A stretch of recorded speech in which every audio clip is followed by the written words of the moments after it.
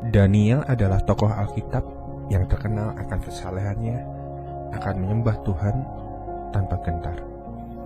Larangan menyembah Allah lain yang tertuang dalam perintah undang-undang orang Media dan Persia seakan bukan menjadi perkara yang membuatnya gemetar. Daniel meski seorang buangan, terkenal akan work excellent atau kerja yang baiknya. Meskipun hal ini membuat Raja Darius menaruh hormat kepadanya, larangan menyembah Allah lain tetap tidak dapat membuat Daniel terhindar dari kuasinya, dan kita pun tahu apa yang menjadi akhir dari cerita ini, bukan? Daniel 6 ayat 21-24 berkata demikian. Dan ketika ia sampai dekat gua itu, berserulah ia kepada Daniel dengan suara sahyu. Berkatalah ia kepada Daniel, Daniel, hamba Allah yang hidup, Allahmu yang kau sembah dengan tekun, telah sanggupkah ia melepaskan engkau dari singa-singa itu? Lalu Daniel kepada raja, ya raja, kekalah hidupmu. Allahku telah mengutus malaikatnya untuk mengatupkan mulut singa-singa itu, sehingga mereka tidak mengapa-ngapakan aku, karena ternyata aku tak bersalah di hadapannya. Tetapi juga terhadap Tuanku ya raja, aku tidak melakukan kejahatan. Lalu bersukacitalah raja, dan ia memberi perintah supaya Daniel ditarik dari dalam gua itu. Maka ditariklah Daniel dari gua itu, dan tidak terdapat luka apa-apa padanya, karena ia percaya kepada Allahnya.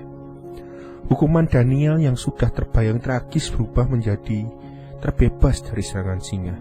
Raja berbalik mendukungnya, mulai dari menghukum orang yang melaporkan Daniel hingga menyatakan, bersama ini kuperintahkan bahwa di seluruh kerajaan yang kukuasai, orang harus takut dan gentar kepada Allahnya Daniel.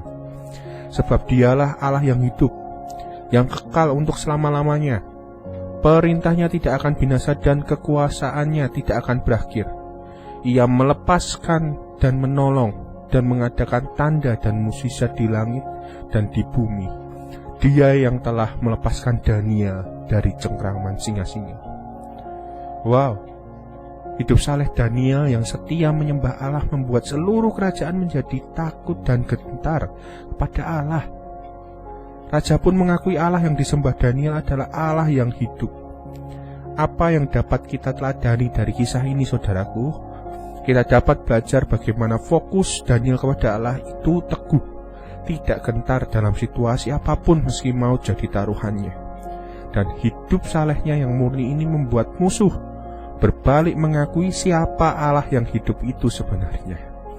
Apakah saudara dan saya sanggup untuk tetap hidup benar, hidup saleh, hidup mengikut Tuhan dalam segala kondisi? Hanya Anda dan saya yang bisa menjawab. Namun jika kita menilik Daniel, maka jawabnya adalah kita selayaknya mampu untuk berjalan seturut kemauan Allah. Karena Allah pasti menyertai hidup umatnya yang setia, karenanya selamat berjuang dalam realita hidup. Pertahankanlah hidup benarmu dalam segala kondisi, dan mintalah Allah memampukanmu, karena Roh-Nya yang kudus kan menyertaimu. Amin. Mari kita berdoa. Tuhan, kami serahkan hidup kami kepadamu. Mampukan kami berjalan bersama Roh-Mu yang kudus, supaya kami boleh fokus kepada Tuhan, berpusat kepada Tuhan, bukan berpusat kepada ego atau kemauan, keamanan, kenyamanan kami masing-masing. Kami serahkan hidup kami padamu Tuhan. Kami mohonkan berkat-Mu untuk kami boleh menjalani hari ini di dalam naungan tangan-Mu. Terpujilah Allah, Allah yang hidup, Allah yang benar, Allah yang ajaib, Tuhan kami Yesus Kristus. Amin.